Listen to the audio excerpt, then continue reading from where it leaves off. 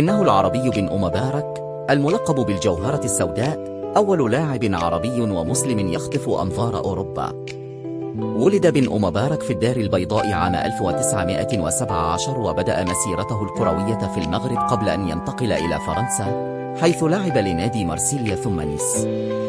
لكن تألقه الحقيقي ظهر مع أتلتيكو مدريد الإسباني بين عامي 1948 و 1953، حيث تحول إلى أسطورة لا تنس.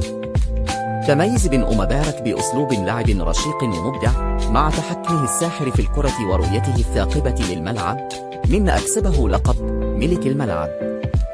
كان سابقا لعصره بسنوات، حتى إن الأسطورة بيليه نفسه قال عنه: لولا العربي بن مبارك لما وجد بيليه، اعترافا بتأثيره الكبير على أجيال لاحقة.